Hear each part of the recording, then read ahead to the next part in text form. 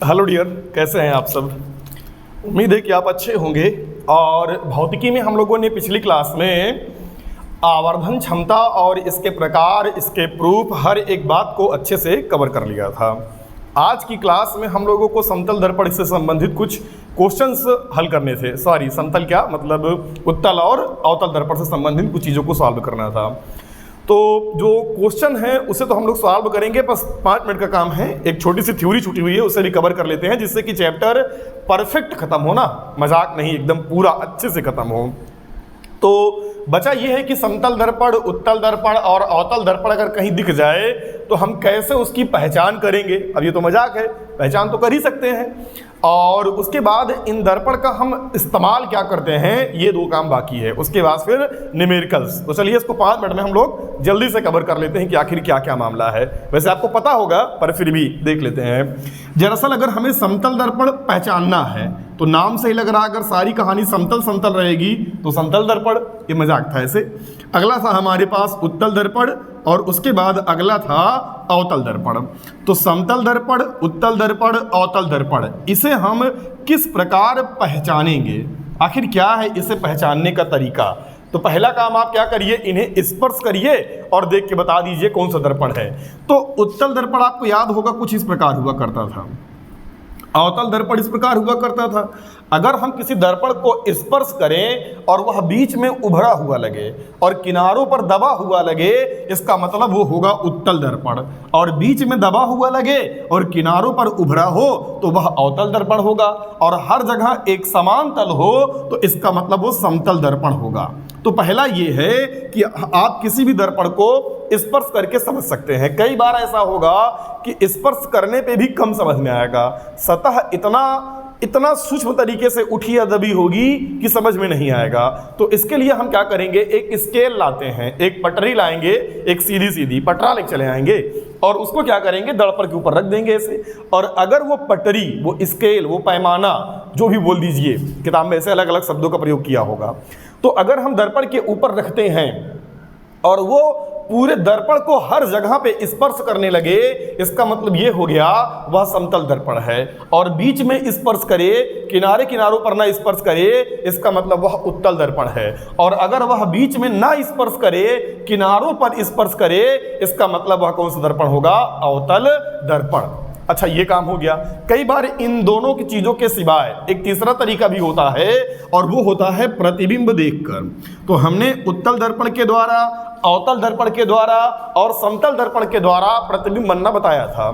तो अगर वस्तु की प्रत्येक स्थिति के लिए, चाहे यहां पे रख दो दर्पण के पास, चाहे दर्पण से दूर कहीं भी रख दो, अगर उसका प्रतिबिंब हमेशा वस्तु के बराबर बनने लगे, इसका मतलब वो दर्पण होगा समतल दर्पण। इसी प्रकार अगर वस्तु की किसी भी स्थिति के लिए उसका प्रतिबिंब हमेशा वस्तु से छोटा बने, तो इसका मतलब ये होगा वह दर्पण कौन सा दर्पण होगा, उत्तल। याद करिए, उत्तल में 2 कंडीशन थी प्रतिबिंब बनने की, और दोनों कंडीशन में प्रतिबिंब सदैव वस्तु से क्या बनेगा, छोटा, आभासी, सीधा, है ना, दर्पण के पीछे बना करता था। वो कंडीशन आपको याद होगी, सब पढ़ाए हैं, अलग से एक वीडियो है, उसको आप देख सकते हैं। चलिए अब आगे देखते हैं। इसी प्रकार अगर हम अवतल में याद करें तो 6 कंडीशन थी। कभी प्रतिबिंब छोटा बनता था, कभी वस्तु के बराबर बनता था, तो कभी बड़ा बनता था, कभी उल्टा बनता था, कभी सीधा बनता था। यानी सारा झोलझाल अवतल दर्पण में है। यानी अगर वस्तु की प्रत्येक स्थिति को बदलने पे, यानी वस्तु को दर्पण के समीप लाएं, दर्पण से दूर ले जाएं और प्रतिबिंब बड़ा छोटा बनने लगे वस्तु की अपेक्षा, इसका मतलब जो दर्पण रहा होगा वो दर्पण कौन सा रहा होगा, अवतल। तो अब दर्पण की पहचान आप कर लेंगे, पहला स्पर्श करके या लकड़ी का या किसी भी चीज का पैमाना इस्तेमाल करके। दूसरा प्रतिबिंब देख के, अगर प्रतिबिंब हमेशा वस्तु के बराबर बन रहा है, सीधा बन रहा है, तो समतल दर्पण। सीधा बन रहा है, वस्तु से छोटा बन रहा है, तो उत्तल दर्पण। कभी बड़ा, कभी छोटा, कभी सीधा, कभी उल्टा, तो अवतल दर्पण। तो आप दर्पण की पहचान कर लेंगे। ठीक, इसे हम लिखाएं क्या, आप तो वो कैसी पॉइंट बना के लीजिएगा। अब हम चलते हैं कि दर्पण का इस्तेमाल क्या है। ठीक, तो समतल दर्पण का तो सामान्य इस्तेमाल पहला यही कि आप शकल सूरत देखते होंगे, अपनी बाल झाड़ते होंगे, वो तो बेसिक इस्तेमाल हो गया, इसे बगल करते हैं हम लोग। मेन इस्तेमाल हमें यह समझना है कि उत्तल दर्पण और अवतल दर्पण का इस्तेमाल क्या है। एक बात बताइए आप लोग कि अवतल दर्पण में एक कंडीशन हुआ करती थी, कंडीशन नंबर 6, अगर आपको थोड़ा बहुत भी याद हो तो।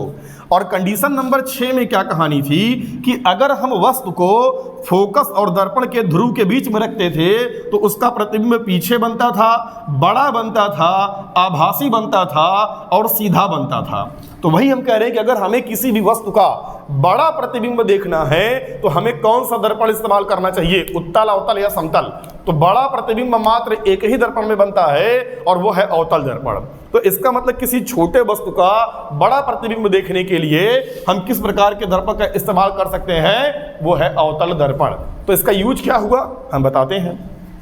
जैसे मान लीजिए कि किसी व्यक्ति को दाढ़ी काटना है नॉर्मल, तो वो समतल दर्पण में गया, आराम से काट लिया, कहीं बाल छूट जाएंगे, कहीं फुड़िया होगी, कट जाएगी, छोटी मोटी ये समस्या हो सकती है। लेकिन अगर सोचो वो अवतल दर्पण से अपनी दाढ़ी बनाना चालू करे देख के, ठीक है ना, और उसमें क्या हो कि जब वो सामने देखेगा यहाँ पे, तो अगर वो फोकस के अंदर स्थित है, यानी जो उसका चेहरा है वो दर्पण के फोकस के और दर्पण के बीच में है, तो उसका प्रतिबिंब बनेगा बड़ा और क्या बनेगा, सीधा। तो उसके छोटा सा भी अगर बाल छूटा रहेगा तो वो बड़ा दिखाई देगा, तो उसको भी काट के बराबर कर देगा और हीरो बन के घूमेगा। अच्छा, लेकिन मान लीजिए उसके कहीं पे एक छोटी सी फोड़िया निकली हुई है और अगर वो क्या करेगा, अवतल दर्पण का प्रयोग करेगा, उसे फोड़िया बड़ी दिखाई देगी। इतनी बड़ी फोड़िया यहाँ निकली है, तो बना बना के डर डर के बनाएगा और वो फोड़िया कटेगी नहीं। इसका मतलब उसे चोट नहीं लगेगी, बच जाएगा मामला। लेकिन सोचो अगर वहीं पे वो उत्तल दर्पण का इस्तेमाल कर लेता, तो उत्तल दर्पण में प्रतिबिंब सीधा दिखता है, लेकिन सीधा दिखने के साथ साथ छोटा दिखने लगता है। तो उसके इतनी बड़ी फोड़िया निकली थी इधर और वो छोटी सी दिखने लगी, उसको तो ठीक है बना देते हैं, मारेगा धड़ से और फोड़िया कट के बगल गिर जाएगी। इसका मतलब ये हो गया कि घायल हो जाएगा बंदा। इसलिए उत्तल का इस्तेमाल हम ऐसे नहीं कर सकते, पर हम अवतल का इस्तेमाल दाढ़ी बनाने में तो बड़े आराम से कर सकते हैं। लेकिन दाढ़ी बनाने में शर्त ये है कि बंदा फोकस और दर्पण के बीच में होना चाहिए, तभी प्रतिबिंब सीधा दिखेगा। अगर वो फोकस से बाहर निकल गया उस साइड में तो प्रतिबिंब दिखने लगेगा उल्टा और वास्तविक, और गया था दाढ़ी बनाने और बना चलाएगा बरौनी उल्टा दिखने लगेगा ना। तो मुद्दा यही है कुल मिला के कि हम इस्तेमाल कर सकते हैं अवतल दर्पण का इस्तेमाल दाढ़ी बनाने में, चीजों को, छोटी चीजों को बड़ा प्रतिबिंब देखने में हम किसका इस्तेमाल करेंगे, अवतल दर्पण का, ना कि उत्तल दर्पण का। चलिए, बेसिक था, आया होगा। इसी प्रकार इसका इस्तेमाल और क्या कर सकते हैं, हमने बताया रहा होगा कि अवतल दर्पण क्या होता है, इसका जो नेचर होता है वो कन्वर्जिंग होता है या डाइवर्जिंग होता है। कन्वर्जिंग होता है अभिसारी टाइप का, यानी अगर इसमें समांतर प्रकाश किरणें आती हैं तो वो एक बिंदु पर केंद्रित हो जाती हैं। सोचिए आपके घर में 3-4 भाई बहन अगर आप लोग होंगे और सब लोग को एक कमरा अलॉट हो गया होगा, उसी में रह के आराम से बिंदास पढ़ाई करते होंगे। अब मान लो एक बंदा कह रहा है हम सोएंगे, दो बंदा कह रहा है सोएंगे, एक कह रहा है नहीं हम पढ़ेंगे, वो कहेगा बल्ब जला दो, एक कहेगा नहीं बुता दो, मार कर लेंगे उसी में। तो इसका ऑप्शन क्या है, इसका ऑप्शन ये है कि जिसको सोना है उसके लिए अंधेला हो, जिसको पढ़ना है उसके लिए उजाला हो, और बल्ब जलेगा तो पूरे कमरे में उजाला होगा। तो इसका ऑप्शन ये है कि हम एक बल्ब लाएंगे, जला देंगे, तो ये देखो पूरे कमरे में लाइट जा रही है ना। तो हम चाहते हैं कि ये लाइट तो आए जो टेबल पे है लेकिन कमरे में ना जाए, तो एक लाएंगे अवतल दर्पण और ऊपर से इसे लगा दिए। अब देखो जो किनारे किनारे लाइट जा रही है ये टकराएगी और इस तरफ चली आएगी। अब पूरे कमरे में लाइट ना जाके सिर्फ इतने हिस्से पे लाइट आएगी और यहाँ पर ज़्यादा प्रकाश भी होगा, उसको पढ़ने में दिक्कत भी नहीं होगी। इसका मतलब हम अवतल दर्पण का इस्तेमाल टेबल लैंपों में करते हैं। इससे क्या होगा कि बाकी जगह पे अंधेला और टेबल पे एकदम अच्छे से उजाला, है ना। और एक फायदा और होगा, यहाँ कम शक्तिशाली बल्ब लगा देंगे तो भी ज़्यादा उजाला होगा। इससे क्या होगा कि जो प्रकाश ऊपर जाके बर्बाद हो जाता था वो टकरा के इधर चला आएगा। इसी प्रकार समझिएगा, सोचिए जो गाड़ी होती है, आप लोग गाड़ी लेके चलते हैं अपना पल्सर, बाकी जिसके पास जो भी हो, है ना। तो अब वो क्या करेंगे, अब मान लीजिए कि इसमें आगे लाइट लगाना है, गाड़ी में रात में लेके जा रहा है ना बंदा, तो लालटेन लेके जाएगा नहीं आगे तो आगे अब क्या करेंगे, एक बल्ब लटका दिया जाता इसी आगे। तो जब बल्ब वो जलता तो उसका प्रकाश इधर भी जाता, इधर भी जाता, उधर भी जाता, इधर भी जाता, इधर भी जाता, यानी हर तरफ उजाला हो गया। अब एक बात बताओ, जो ड्राइवर है उसको बगल के नाले से क्या मतलब है, नाले में क्या है, वो क्या करेगा, नाला देख के, उसको तो रोड देखना है ना। तो इससे इसकी लाइट बर्बाद जा रही है। अगर यही लाइट सामने गई होती तो उसको रोड पे ज़्यादा अच्छा दिखता, है ना, गड्ढा वड्ढा दिखता बढ़िया आराम से, तो गिरता हुआ रहता ना, बचा रहता। इसलिए वो क्या करेगा, अब यहाँ पे अगर मैं एक अवतल दर्पण ऐसे लगा दूं और ये बल्ब इसके फोकस पर होता तो ये दर्पण से टकराता, तो फोकस से जाने वाली प्रकाश किरण दर्पण से टकराने के पश्चात मुख्य अक्ष के क्या हो जाती है, समांतर। तो सारी प्रकाश किरणें समांतर जाने लगती, तो जो ये बर्बाद गई थी अगल बगल वो न जाके सारी प्रकाश किरण सीधे चली गई, तो सारा उजाला एक जगह जाएगा ना आगे रोड पे। तो इसका मतलब हम अवतल दर्पण का इस्तेमाल कहाँ कर सकते हैं, कार के, बाइक के, इन सभी चीज़ों के हेडलैम्पों में। तो अगला इस्तेमाल हो गया अवतल दर्पण का हेडलैम्पों में हम इसका इस्तेमाल कर सकते हैं। अच्छा, और क्या इसका इस्तेमाल किया जा सकता है, सर्च लाइटों में। वो हॉलीवुड पिक्चर देखते हो ना, गुंडा भागता है, पीछे पीछे पुलिस वाले दौड़ाते हैं या हीरो भागेगा दौड़ाएंगे, ऊपर से हेलीकॉप्टर आएगी। इंडिया में हेलीकॉप्टर नहीं आती, ठीक है। अब वहाँ से ऊपर से हेलीकॉप्टर आएगी तो वो लाइट मारते हैं उसके ऊपर, है ना। तो लाइट जो मारते हैं स्पॉट लाइट बनी होती है, कैसे आती है, उसमें क्या होता है कि जो ये बल्ब होता है वो किसी अवतल दर्पण के फोकस पर स्थित होता है। जब यहाँ प्रकाश किरणें टकराती हैं ये सब समांतर होकर एक सीध में जाती हैं, तो यहाँ पर खूब उजाला हो जाएगा, तो जिधर उधर जाएगा उधर उसको लगाएंगे। तो सर्च लाइटों में भी इसका इस्तेमाल हम कर सकते हैं। इसका एक बम्पर इस्तेमाल और करते थे पहले लोग सर्कस में, है ना। एक बड़ा सा लाइट लगा के बगल क्या लगा देते थे, अवतल दर्पण से नीचे, जिससे खूब दूर तक जाती थी लाइट। तो गांव वाले जान जाया करते थे कि अच्छा कहीं दूर पे सर्कस हो रहा है। ये आपके पिताजी लोगों को पता होगा कि सर्कस में कैसे इसका इस्तेमाल करते थे। आप लोग तो देखे ही ना होंगे, कितने बेचारे सर्कस में देखे होंगे। चलो कोई बात नहीं। तो ये हो गया अवतल दर्पण का इस्तेमाल। तो बेसिकली क्या क्या इस्तेमाल हम लोगों ने किया बच्चा इसका, दाढ़ी बनाने में। अच्छा, एक मेन इस्तेमाल और है इसका, उसको तो छोड़ दिया मैंने। डॉक्टर साहब लोग इसका इस्तेमाल करते हैं आँख नाक कान का इलाज करने में। कुछ लोग कहेंगे दर्पण से चीड़-फाड़ करते हैं क्या, अरे ना बच्चा। इसका इस्तेमाल हमने क्या कहा कि जब अगर किसी हम बल्ब को इसके फोकस पर रख देंगे तो प्रकाश किरणें एक बिंदु पे केंद्रित हो जाएंगी, समांतर आएंगी तो एक बिंदु पर जाएंगी, और अगर यहाँ फोकस से निकलेंगी तो समांतर हो जाएंगी। तो मान लो किसी के कान में इलाज करना है डॉक्टर साहब को, तो डॉक्टर साहब कैसे कान देखेंगे बताओ, अंदर अंदर बल्ब लगवा देंगे देखने के लिए, ऐसा तो कर नहीं सकते डॉक्टर साहब, है ना, कि अंदर कान के अंदर फोड़ जाए, कान के अंदर अंधेला रहेगा। अब वहाँ कुछ कर नहीं सकते, तो कुछ लोग कहेंगे टार्च लगा के देख लेंगे। कैसे लगाएंगे टार्च, मान लो यहाँ किसी कान है, आगे टार्च लगा देंगे तो डॉक्टर साहब देखेंगे कहाँ से। अब ऐसा तो नहीं कान इतना बड़ा है अंदर सर डाल के देख लेंगे क्या हो गया है बीमारी इसके अंदर, और आगे टार्च लगा देंगे तो देखेंगे कहाँ से। इसलिए डॉक्टर साहब एक डिस्क आती है सर पे पहन लेंगे और टार्च ऐसे ले लेंगे, और यहाँ दर लगा रहेगा अवतल दर्पण, और जब उस पर प्रकाश किरण डालेंगे तो प्रकाश किरणें एक बिंदु पर केंद्रित कर देगा और कान के अंदर चली जाएगी लाइट, और डॉक्टर साहब देख लेंगे। इसी प्रकार मुंह का इलाज करेंगे, आँख का इलाज करेंगे, तो आँख नाक कान आदि का इलाज करने के लिए भी किसका इस्तेमाल किया जाता है, अवतल दर्पण का। बेसिक क्वेश्चन है, सब ऐसे ऑब्जेक्टिव टाइप अगर आता है कभी तो आप कर सकते हैं। अब हमारे पास बचा क्या, उत्तल दर्पण। देखिए उत्तल दर्पण का इस्तेमाल हम कहाँ कर सकते हैं, देखिएगा। पहला इस्तेमाल तो मान लीजिए ये एक बल्ब है, इसको हम स्ट्रीट लाइट के तौर पे ऐसे टांग दें अगर, ठीक है, तो इसमें क्या दिक्कत है, अगर रात में अब इसको जला दिए, स्ट्रीट लाइट का काम होता है रात में उजाला करना, दिन में उजाला करेंगे नहीं, तो जो यहाँ बल्ब से लाइट निकलेगी वो तो आसमान में चली आ रही है आधी, और नीचे भी आ रही है। तो आसमान में क्या देखेंगे हम भाई, चांद तारे देखना है क्या, स्ट्रीट लाइट पे तो रोड पे देखना है ना हमें, तो ये लाइट बर्बाद जा रही है। अगर ये नीचे आ गई होती तो नीचे उजाला और हो गया होता कि नहीं। तो हमने क्या किया, यहाँ पर एक अवतल दर्पण लगा दिया। क्या कहते हैं अगर अवतल लगा देंगे देखो क्या कांड होगा, जाएगी प्रकाश के टकरा के सब एक बिंदु पर चली जाएगी और यही उजाला हो जाएगा गोलू गोलू, बाकी पूरे रोड पे क्या रहेगा, अंधेला, और सब लोग भीड़ किस्म को हम चले जाएंगे इसका मतलब ये हो गया ये काम तो नहीं करना, अवतल का इस्तेमाल ना करना बच्चा। तब हम क्या करेंगे, अगर हम उत्तल लगा देते तब देखो क्या होता। अब जो प्रकाश कण इधर जाती इससे तो रोड पे उजाला होना ही होना है, ठीक है, लेकिन जो प्रकाश कण ऊपर जा रही थी आसमान में उजाला करने, अब वो आसमान में नहीं जाएगी, इस दर्पण से टकराएगी, परावर्तन के पश्चात ये भी कहाँ चली आएगी, नीचे। तो अब देखो यहाँ नीचे पहले से उजाला था, लेकिन जब ऊपर वाली ही प्रकाश कण नीचे आ गई तो और ज़्यादा उजाला हो गया कि नहीं। इसीलिए हम स्ट्रीट लाइटों में किन दर्पण का इस्तेमाल करेंगे, उत्तल या अवतल, उत्तल दर्पण का। क्लियर हो गया या नहीं। टेबल लैंप में अवतल और स्ट्रीट लाइट में क्या करेंगे, उत्तल। इसी प्रकार इसका इस्तेमाल एक और होता है, डॉक्टर साहब लोग नहीं, ड्राइवर साहब लोग करते हैं। देखिए ड्राइवर साहब क्या करेंगे, ड्राइवर को पीछे देखना है ना, पीछे क्या हो रहा है, गाड़ी के पीछे क्या हो रहा है। उसके पास 3 दर्पण है इस्तेमाल करने के लिए, समतल, और उन्होंने बताया समतल में क्या झोल झाल है कि जो उसका दृष्टि क्षेत्र होगा वो क्या होगा। पहले ये देखो, समतल दर्पण ऐसे था, अवतल दर्पण ऐसे था, उत्तल दर्पण ऐसे था। इसमें प्रतिबिंब बड़ा छोटा कुछ भी बन सकता है, इसमें वस्तु के बराबर बनेगा, इसमें गारंटी है छोटा बनेगा, ठीक है ना। आगे देखिएगा, ये ऊपर वाला समतल है, ये अवतल है, और ये क्या है, उत्तल। अब अगर यहां पर कोई वस्तु, इसका दृष्टि क्षेत्र देखा जाए तो ऐसे होगा, ठीक, इसका दृष्टि क्षेत्र ऐसे होगा, यानी यहां पर स्थित वस्तु दिखाई देगी, यहां पर स्थित वस्तु दिखाई देगी, और इसका दृष्टि क्षेत्र देख रहे हैं, यहां पर स्थित वस्तु दिखाई देगी। तो गाड़ी के पीछे ज्यादा जगह कौन सा दर्पण कवर करने वाला है, अवतल, उत्तल या समतल?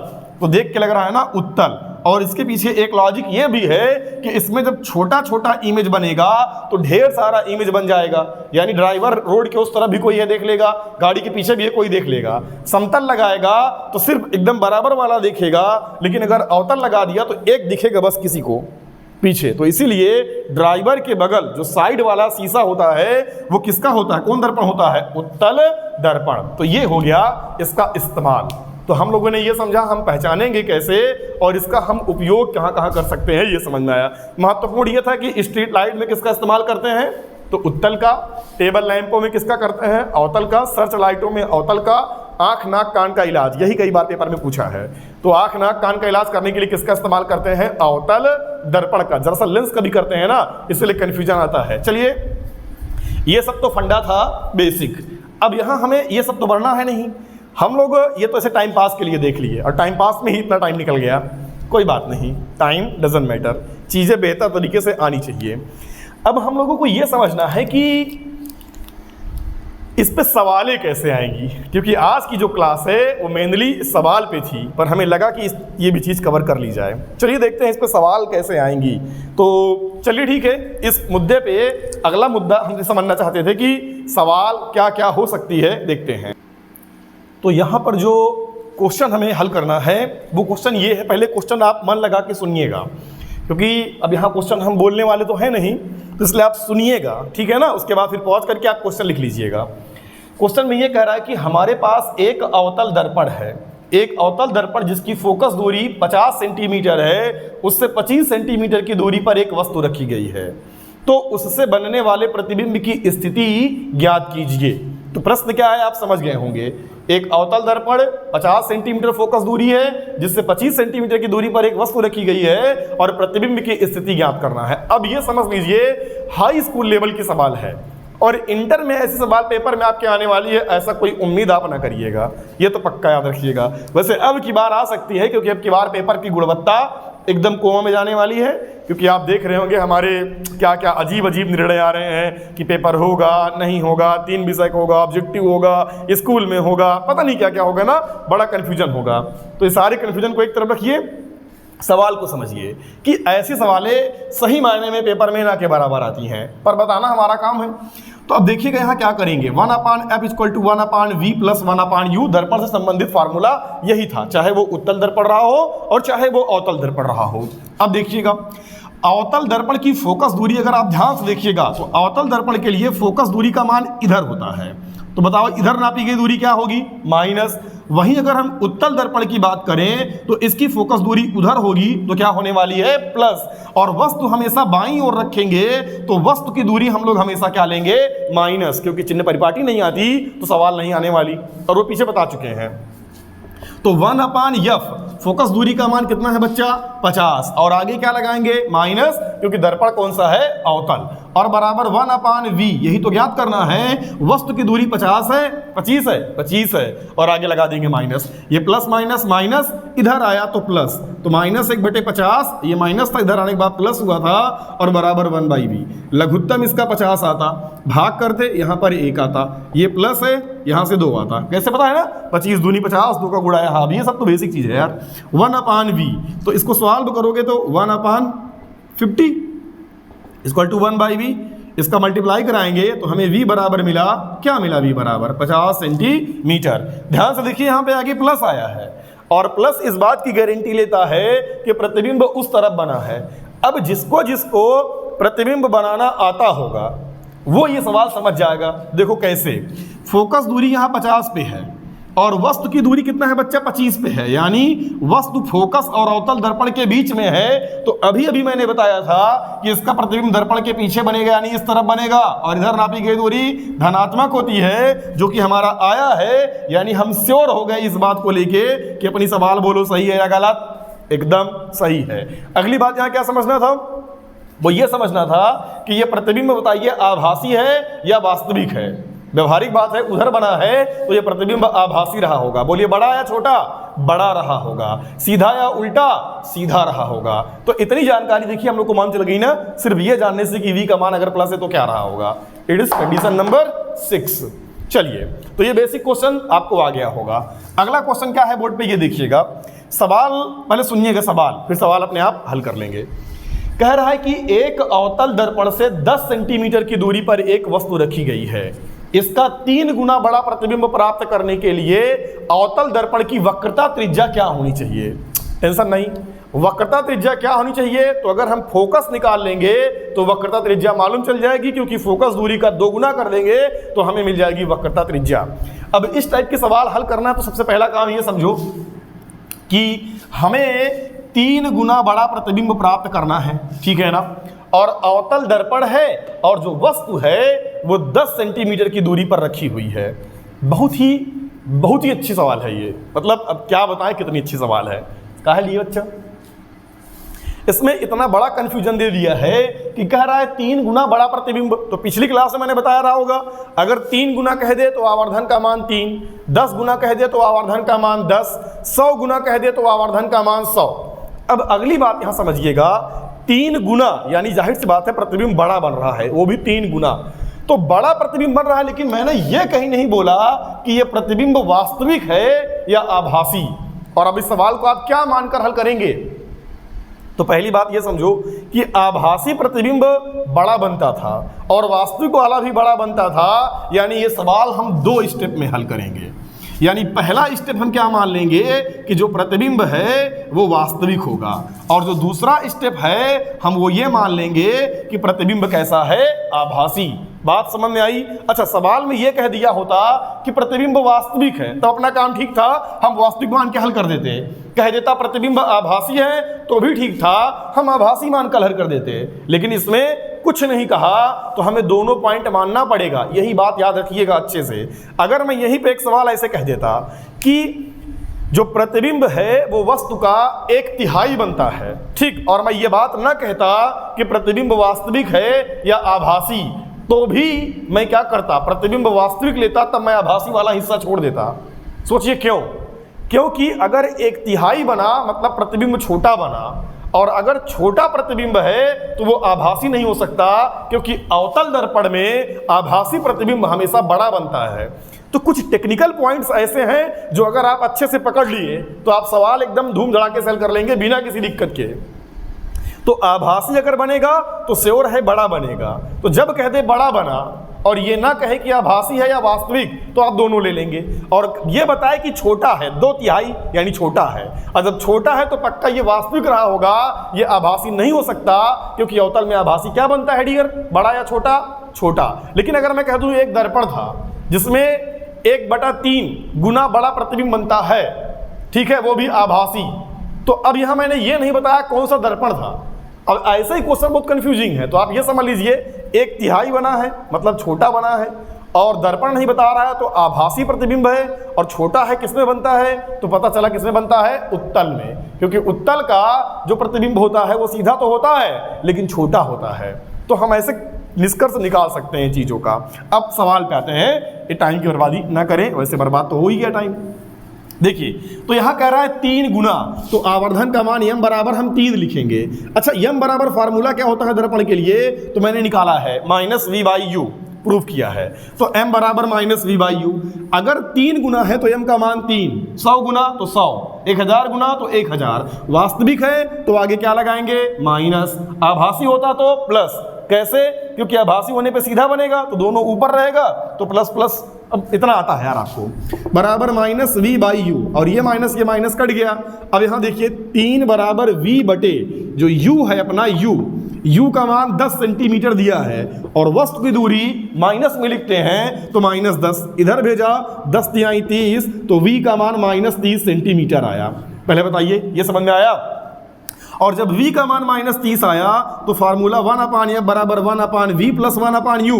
रखिए v का मान -30, 1/u कहाँ गया 10 है और -10, क्योंकि वस्तु माइनस में, प्रतिबिंब भी माइनस में है। लघुत्तम यहाँ पर 30 आएगा, हाँ 30 आएगा, काटेंगे -1 आया, प्लस माइनस माइनस यहाँ से 3 आया, हल करने पे -4/30 आया। जब मैं इसे सॉल्व करूंगा तो 1/f इक्वल टू यहाँ से मिला -4 और बटे 30, उल्टा करिए, ये वाला उल्टा तो ये वाला भी उल्टा, तो बराबर 30 बटे यहाँ से आया 4, आगे माइनस है, भाग भाग कर दीजिए, 2 से काटिए, ये 2 हुआ, ये 15 हो गया, यानी ये बराबर मिला -15/2। ये फोकस दूरी है और सही भी है क्योंकि माइनस में है और अवतल की फोकस दूरी माइनस होती है। 100% सही उत्तर। लेकिन उत्तर ये नहीं निकालना, कह रहा है वक्रता त्रिज्या बताइए। हाँ डियर, तो क्या करेंगे बताइए, r बराबर 2f। तो जब हम r बराबर 2 इंटू एफ का मान लिखेंगे तो -15/2 और ये 2 कट गया, तो यानी हमें r का मान मिला -15 सेंटीमीटर। तो हमने वक्रता त्रिज्या बड़ी आसानी से निकाल लिया। अब देखिए अपने पास अगला इसमें समस्या क्या है। इसमें और क्वेश्चन में ये कह रहा है हिस्सा कि हमें ये मान के निकालना है कि जब प्रतिबिंब बच्चा कैसा हो, वास्तविक या आभासी। ये तो वास्तविक के लिए था, अब हमें निकालना है जब आभासी है। तो सीधा काम, एकदम शॉर्टकट, m बराबर -v/u आप लिख लीजिए बिना सोचे समझे। इसके बाद कह रहा है कि प्रतिबिंब कितने गुना बड़ा हुआ अच्छा है, यहाँ पर कितने गुना बड़ा है 3 गुना। तो अगर आभासी है तो +3 या -3, +3 लिखेंगे, -v/u।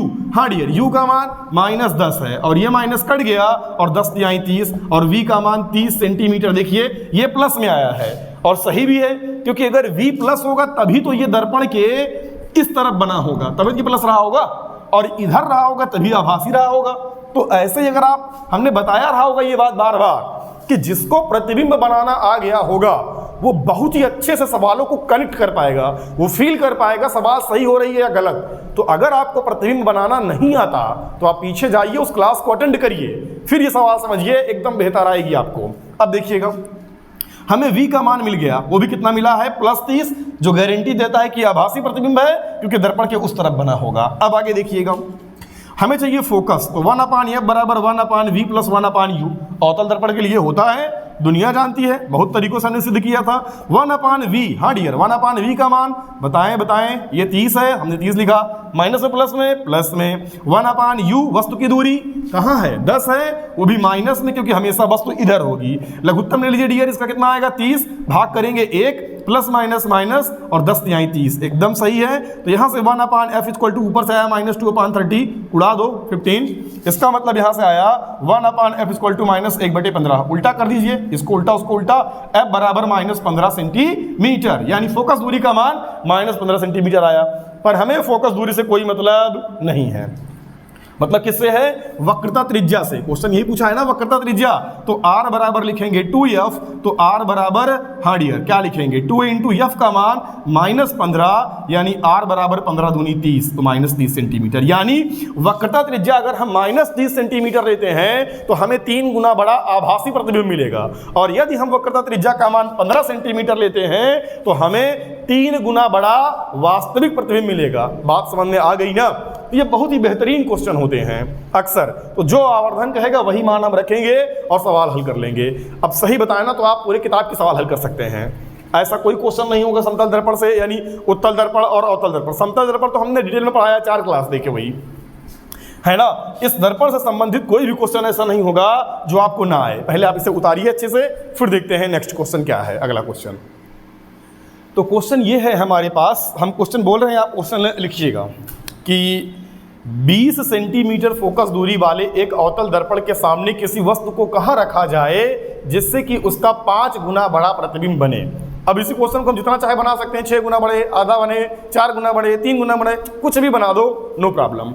तो क्वेश्चन ये है कि हमारे पास एक अवतल दर्पण है जिसकी फोकस दूरी 20 सेंटीमीटर है, हम इससे 5 गुना बड़ा प्रतिबिंब प्राप्त करना चाहते हैं, वो भी एक बार हमने कहा कि हमें 5 गुना बड़ा वास्तविक प्रतिबिंब चाहिए। ध्यान देना, यहाँ जो भी कंडीशन है हम बता दे रहे हैं, पहला वास्तविक, और दूसरी कंडीशन ये है कि हमारा जो प्रतिबिंब है वो 5 गुना बड़ा कैसे बने, आभासी।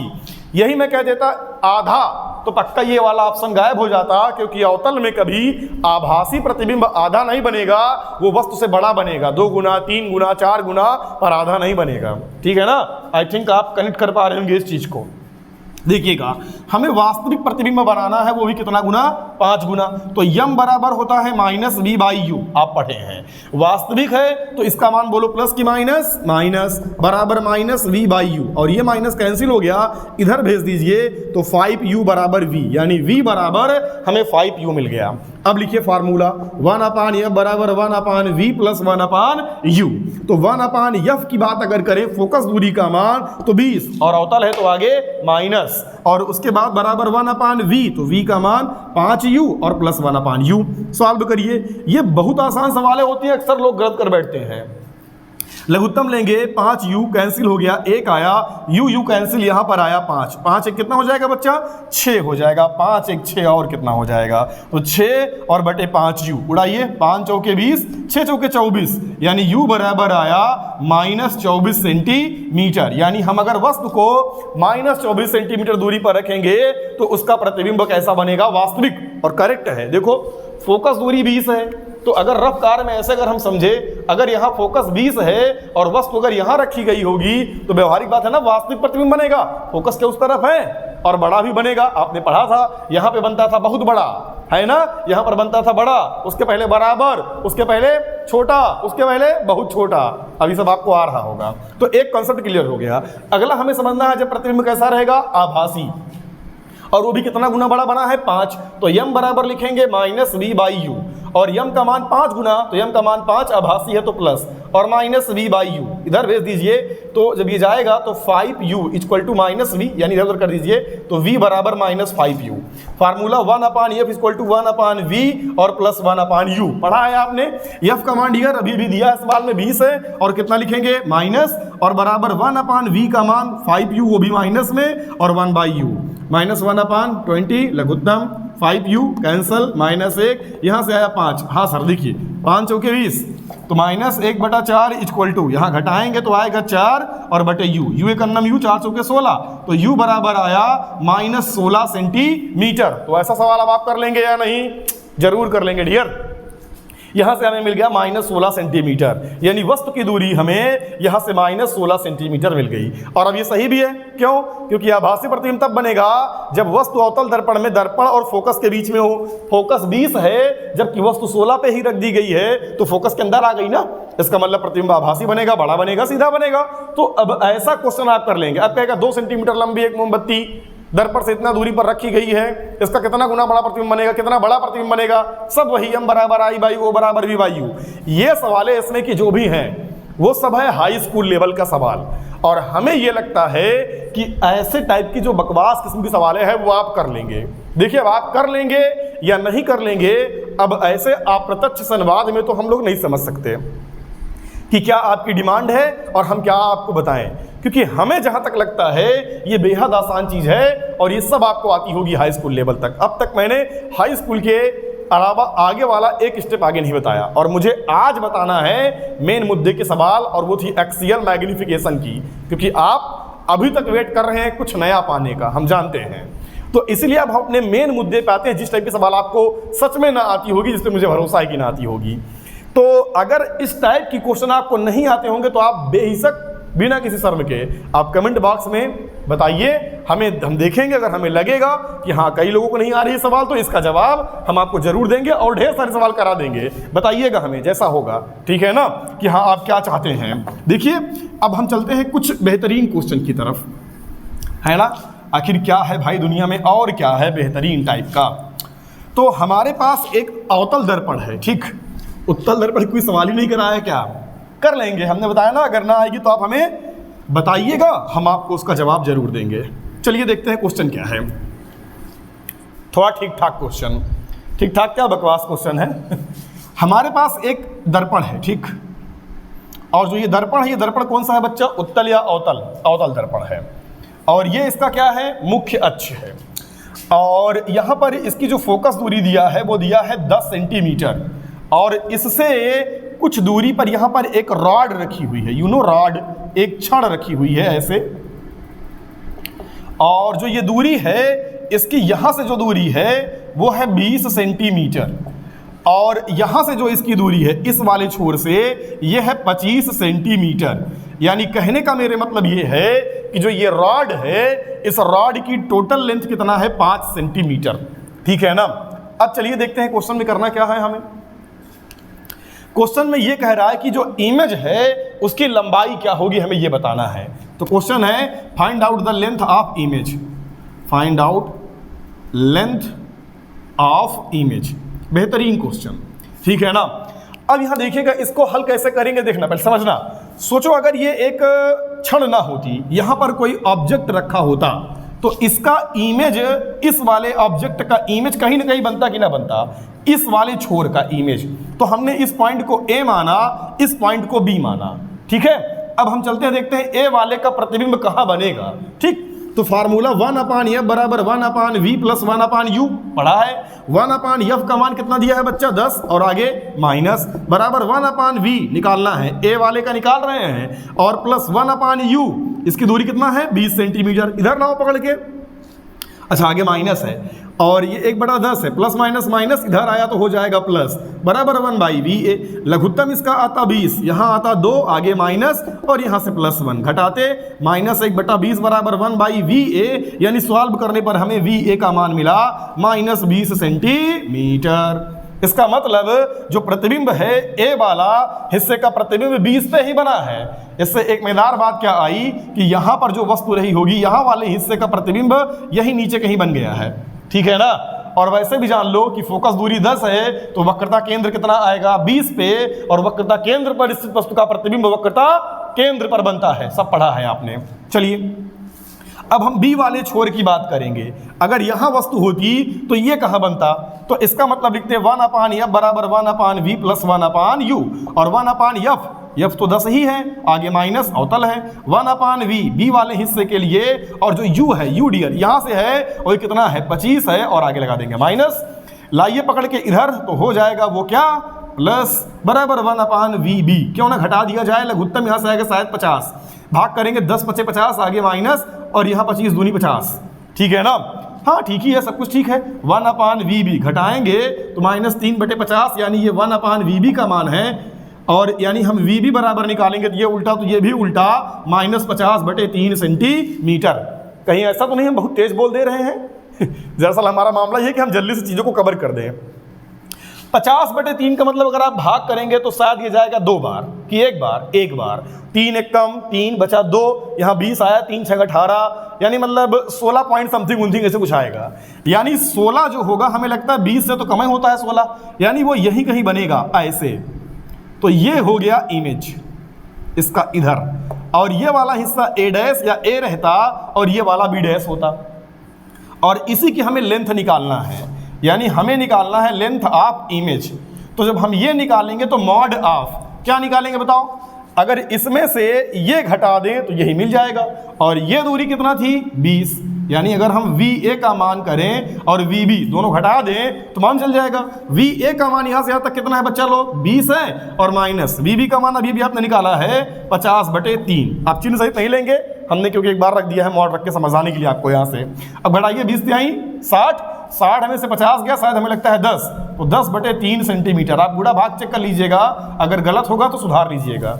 इतनी आयत हमें दे सकते हैं आप। चलिए ठीक है, तो अब ऐसा क्वेश्चन आप कर सकते हैं बड़े आराम से। अब इसी में कह देता कि इसके लिए आप आवर्धन क्षमता का मान बताइए। तो पहले बताइए यहाँ आवर्धन क्षमता लैटरल आती ना कि एक्सियल, मतलब वही एक्सियल आती ना। जब एक्सियल निकालते हम तो क्या लिखते बताइए, आपने पढ़ा होगा delta V upon delta U, पीछे पढ़ाया है हमने, उसी पे डेल्टा वी का मान पता है, डेल्टा यू का मान पता है, दोनों को रख के उड़ा दीजिएगा, 2/3d से कुछ समथिंग आ जाएगा। तो अब ऐसे क्वेश्चन बड़े आराम से आप कर लेंगे। चलिए काम करिएगा, इसके लिए आवर्धन क्षमता का मान निकाल के दिखाइएगा। आवर्धन क्षमता का फार्मूला अगर आपको नहीं आता तो पिछले वाले वीडियो से आप देखिए, और इस पे रख दीजिएगा, मान आ जाएगा। क्या लिखेंगे, delta V upon delta U. Delta U का मान यही है यार, ये कितना होगा 5 सेंटीमीटर डेल्टा यू का मान, और ये कितना है 10/3 है, नीचे बटे 5 करेंगे 5 दूनी 10, 2/3 आंसर आएगा। आप हल करिएगा, बताइएगा हमें जैसा होगा, बाकी चिन्ह अपने आगे माइनस वाइनस लगेगा, जो चिन्ह होगा वो ठीक है।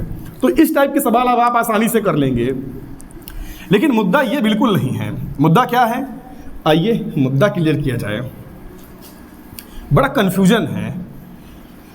तो ऐसे सवाल आप बड़े आराम से कर लेंगे, लेकिन वादा तो हमने इस टाइप के सवाल का नहीं किया था। तो अब और इसमें किस टाइप की सवाल आ सकती है आप देखिएगा। अब जटिलताओं में मत फंसिएगा, क्योंकि आप जितना इस चैप्टर में विचार करेंगे इस टाइप के सवाल पे, आप उतना ही ज़्यादा भ्रम में फंसते चले जाएंगे। और बहुत सारी किताबों में भी देखा है हमने, सवाल गलत हैं। अब उनका हम नाम नहीं लेना चाहते, बस बाकी सवाल गलत है। जब हल करेंगे देखेंगे अपने आप को गलती दिख जाएगी, अपने आप महसूस कर लेंगे कि हाँ ये गलत हुआ है।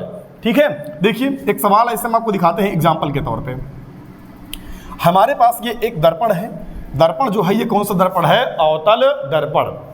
और इसकी जो फोकस दूरी है सवाल में दे दिया है, चलिए 10 सेंटीमीटर। 10 सेंटीमीटर की फोकस दूरी है, कोई तकलीफ किसी को नहीं होनी चाहिए। और यहाँ पर हमारे पास एक ऑब्जेक्ट है, ये दिख रहा है जो ऑब्जेक्ट बना है बोर्ड पे, और इसकी जो ये लेंथ है वो 5 मिमी है, ये भी 5 मिमी है। मिमी है याद रखिएगा। और इसकी जो यहाँ से दूरी है वो है 25 सेंटीमीटर।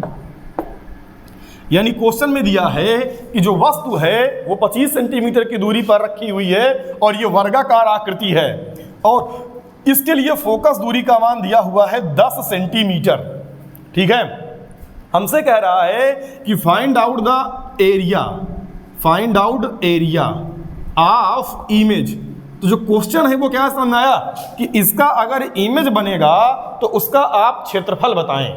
अब देखिए इस क्वेश्चन में, अगर यही इस क्वेश्चन में ये 5 मिमी ना लिख के 5 सेंटीमीटर लिख देता तो ये सवाल कोमा में गई थी, फिर आप कर ना पाते कभी जीवन में, क्योंकि 5 सेंटीमीटर लिख देने पे ये राशि बड़ी हो जाती।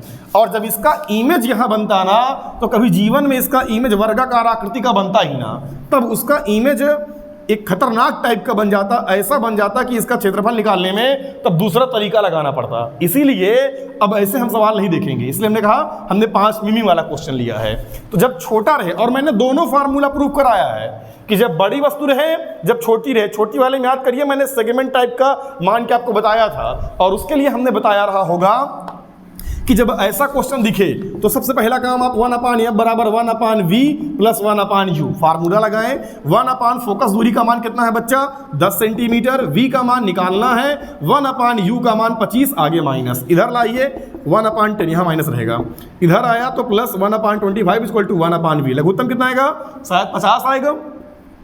10 × 50, आगे माइनस है, यहाँ पर प्लस था, 25 दूनी 50, हल करेंगे -3/50, यानी ये 1/v बराबर आया है, यानी v बराबर निकालेंगे तो -50/3 आया। अगर हम m बराबर निकालना चाहें आवर्धन, तो m बराबर आपने बताया है -v/u होता है दर्पण के लिए। तो m बराबर, ये m किसके लिए था बताओ? अच्छा, एक्सियल के लिए हुआ करता था या नॉर्मल वाले के लिए? जो परपेंडिकुलर था ये नॉर्मल वाले के लिए था। तो -v, तो v का मान अभी निकाला -50/3, और u, तो u का मान -25, और माइनस माइनस कट गया, 25 दूनी 50, यानी जो m परपेंडिकुलर वाला आएगा वो 2/3 आया। ठीक, 2/3, यानी आप समझिए पहले। अब यहाँ पे ये बहुत जटिल सवाल है, अक्सर लोग इसमें कंफ्यूज हो जाते हैं और सवाल एकदम धूम धड़ाके से गलत कर डालते हैं। देखिएगा, आवर्धन का मतलब क्या होता है पहले ये बताओ। आवर्धन का मतलब ये होता है कि प्रतिबिंब कितने गुना बड़ा हो गया। ये बटे में आ गया इसलिए कम समझ में आएगा, चलिए इसको हम राउंड ऑफ कर लेते हैं। अगर आवर्धन का मान 2 आता, मैंने क्या बोला? आवर्धन का मान 2 आता, तो इसका मतलब अगर वस्तु की एक भुजा 2 सेंटीमीटर लंबी है तो प्रतिबिंब उसका 2 गुना होगा, यानी 4 सेंटीमीटर। अगर आवर्धन का मान 3 आ जाता और मैं कह देता कि वस्तु की एक भुजा 2 सेंटीमीटर तो प्रतिबिंब 6 सेंटीमीटर, 3 दूनी 6। अगर आवर्धन का मान लो 10 आ जाता और वस्तु की एक भुजा मान लो 4 सेंटीमीटर है तो प्रतिबिंब 10 चौके 40। तो आवर्धन से वस्तु और प्रतिबिंब में क्या संबंध है? क्लियर हो गया ना मामला? उम्मीद करते हैं क्लियर होगा। अब यहां देखिएगा, लेकिन ये वाला तरीका हम तब अप्लाई करेंगे, यानी यम दुगुना तब करेंगे जब नॉर्मल हो। नॉर्मल का मतलब कि अक्ष के लंबवत हो। और जो ये चित्र बना है अगर आप गौर से देखें, इसमें 2 भुजा है। एक भुजा ऐसी है जो लंबवत है, लेकिन एक भुजा ऐसी है जो एक्सियल है। ये एक्सियल है कि नहीं? और मुझे याद है कि एक्सियल के लिए अगर मैं एम एक्सियल निकाला करता था तो इसके लिए आपने बताया था m²। लेकिन ये फार्मूला तब अप्लाई होगा जब ये भुजा छोटी रहे। जब मैंने सेगमेंट लिया था तब यही 5 सेंटीमीटर कर दिया तो ये फार्मूला गलत। तो छोटे वस्तु के लिए ही ये फार्मूला सही है। तो m स्क्वायर, तो mn का मान यहाँ कितना निकाला है बच्चा लोग 2/3, तो 2/3 का कर देंगे स्क्वायर, तो 2 दूनी 4 और 3 त्रिक 9, यानी अब जो वस्तु होगी वो 9 गुना बढ़ जाएगी, है ना। तो अगर मान लो किसी वस्तु के लिए इमेज आवर्धन का मान 3 आया, ठीक, तो उसका मतलब कि जब उसका हम एक्सियल लेंगे तो 9 आएगा, और अगर 9 गुना एक्सियल आएगा तो वस्तु अगर 2 तो प्रतिबिंब 9 दूनी 18। तो हम क्या बताना चाहते हैं, उम्मीद है आप समझ गए होंगे। अब हमें इसका निकालना है एरिया। अब ध्यान से आप देखिएगा एरिया हम कैसे निकालेंगे। देखिए अगर हमें एरिया निकालना है तो एरिया इमेज का निकालेंगे एरिया, और अपान ऑब्जेक्ट का एरिया हम यहाँ लिख दे रहे हैं, ऑब्जेक्ट यानी ओ का एरिया। तो अगर हम ये लिखते हैं तो हम क्या लिखेंगे, एरिया मतलब लंबाई गुणे चौड़ाई, तो लंबाई लिखेंगे किसका, इमेज का, चौड़ाई भी, और हाँ देखो लंबाई गुणे चौड़ाई, तो चौड़ाई भी किसका लिखेंगे, इमेज का, बटे लंबाई लिखेंगे ऑब्जेक्ट का, और यहाँ चौड़ाई भी लिखेंगे किसका, ऑब्जेक्ट का। ये एरिया लिखा है मैंने। और आप ध्यान से देखें तो length of image upon length of object को ही तो हम बोलते हैं क्या, आवर्धन, है ना, प्रतिबिंब की लंबाई बटे वस्तु की लंबाई। तो लंबाई यानी यल, ये वाला लिया है तो ये वाला बनेगा m एक्सियल, यही बात आपको पहचाननी है। और जो b है चौड़ाई, अगर हम इसको चौड़ाई मान लेते हैं b, तो ये वाला जो हिस्सा बनेगा ये लंबवत है, तो ये बनेगा गुणे mm, तो m a एक्सियल और ये mm। और अगर हम m एक्सियल का मान देखें तो वो आया है 4/9, और गुणे यम यन नॉर्मल वाला तो इसका मान आया है 2/3, और यहाँ पर लिखा है आई एरिया, यानी किसका एरिया, प्रतिबिंब का एरिया, और बटे ऑब्जेक्ट का एरिया अगर हम निकालें तो 25 लंबाई गुणे चौड़ाई, तो ये हो गया 25। अब ध्यान से देखना, इसको जब हम सॉल्व करेंगे तो हमें क्या मिलने वाला है, तो अगर हम आई एरिया निकालें तो ये 25 इधर जाएगा, तो 25 चौके 100 और 100 दूनी 200, और बटे 9 त्रिक कितना आया 27, यही हो गया इसका आंसर। यानी इतना मिमी स्क्वायर आएगा, यही ध्यान देना है, मिमी स्क्वायर यानी mm स्क्वायर। तो ऐसे क्वेश्चन है बड़े आसानी से आप कर लेंगे। बेहतरीन क्वेश्चन था, पल्ले नहीं पढ़ा ना, पल्ले पड़ेगा डिगर, आप टेंशन नहीं लीजिए, हम अगला क्वेश्चन आपको दिखाते हैं तब पल्ले पड़ेगा। आप इसे पहुंच करके आप लिख लिया करेंगे सवाल जल्दी फट से, ठीक है। अगले क्वेश्चन बता देंगे, एकदम बेहतर आ जाएगा, आप चिंता ना करें, आप बिल्कुल ना डरें कि नहीं आया लुट गए बर्बाद हो गए, ऐसा कुछ नहीं। देखिएगा आपको किसी भी तरीके से बस एक चीज आ जाए बस, और वो है पहचानना कि कौन सा एक्सियल बनेगा और कौन वाला हिस्सा नॉर्मल बनेगा। अगर ये आप जान गए तो ये मान के चलिए कि आपको सब कुछ आ गया। जैसे हमारे पास एक, मान लीजिए अगला क्वेश्चन है, हमारे पास एक अवतल दर्पण है, ठीक है ना, और इस अवतल दर्पण की जो फोकस दूरी दिया है वो दिया है 20 सेंटीमीटर, और जो ये है इसका मुख्य अक्ष।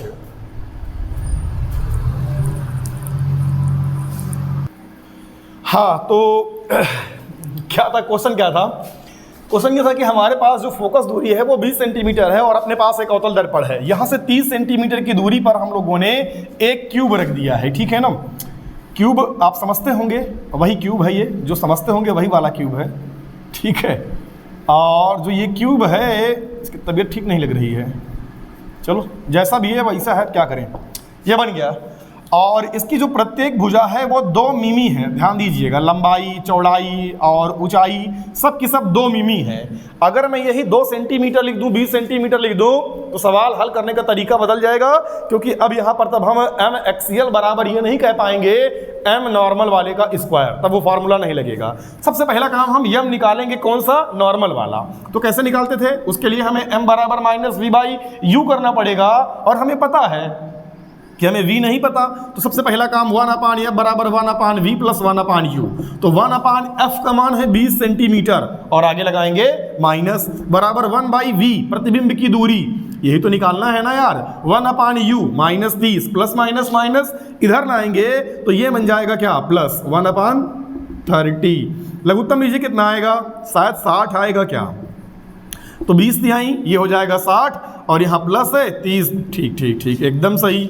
सॉल्व करेंगे -1/60 = 1/v, यानी v बराबर हमें मिला 60 सेंटीमीटर। हमें प्रतिबिंब की दूरी का मान मिल गया -60 सेंटीमीटर। हम आवर्धन लिखेंगे तो हमें m बराबर मिलेगा I/O। तो m बराबर I/O बराबर -v/u। हाँ डियर, -v, v का मान -60 सेंटीमीटर और u का मान 30 सेंटीमीटर। माइनस कट गया 30 दूनी, यानी m बराबर मिला -2। और ये कौन सा है? नॉर्मल, लंबवत वाला। अब हमसे पूछा है कि इमेज आपको बताना है, इमेज जो बनेगा उसका वॉल्यूम बताना है। अच्छा, क्वेश्चन नहीं लिखा था क्या मैंने? सॉरी, तो क्वेश्चन ये था find out the volume of image. तो प्रश्न क्या समझ में आ गया ना आपको?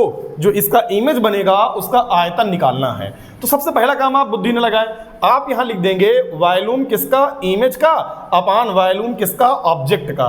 v प्रतिबिंब की दूरी नहीं है, ये वॉल्यूम वाला है, ठीक ना? बराबर अगर आयतन निकालना है इसका, तो हम यहां पर देखिए, पहली बात तो ये है कि आप इसे कह सकते थे अगर ये घन है तो भुजा क्यूब, पर आप ऐसा करेंगे नहीं। आप यहां लिख दीजिए लंबाई गुणे चौड़ाई गुणे ऊंचाई, सब बराबर है, फिर भी आप LBH लिख दीजिए। और यहां भी हमने लिख दिया LBH, ठीक है? ये ऑब्जेक्ट के लिए था और ये इमेज के लिए था, तो इनमें II लगा दिया। अब यही पहचानना है, ध्यान से और गौर से समझिए। अगर हम mn का मान -2 निकाले हैं, सवाल हल करते तो हम 2 ही लिखेंगे। अगर हम m एक्सियल निकालते और जब वो छोटा होता है, 2 मिमी है, तो m एक्सियल का मान mn के स्क्वायर के बराबर होता है, और mn का मान 2 है, तो 2 दूनी कितना हो गया? 4। तो इसका मतलब जो m एक्सियल है इसका मान हमें मिला है 4। अब यहां ध्यान से देखो, लंबाई अगर मैं इसको लंबाई मान लूं तो ये एक्सियल है, ये अक्ष में है ना, तो ये अक्षीय हो गया एक्सियल, तो इसे मैं लिख दूंगा m एक्सियल। और चौड़ाई ये ऐसे है, ध्यान से देखो, अगर ये क्यूब रखा होगा तो ये वाली भुजा ऐसे आई होगी या ऐसे अंदर गई होगी, तो वो मुख्य अक्ष के तो लंबवत हो गई, और लंबवत है यानी mn, और जो ऊंचाई है वो ऐसे है, तो ये भी है mn। और वॉल्यूम किसका? इमेज का, अपान वॉल्यूम किसका? ऑब्जेक्ट का। ऑब्जेक्ट का अगर हम वॉल्यूम देखें तो लंबाई गुणे चौड़ाई गुणे ऊंचाई सब तीनों 2 है, तो 2 दूनी 4 दूनी 8, तो यहां से आया 8।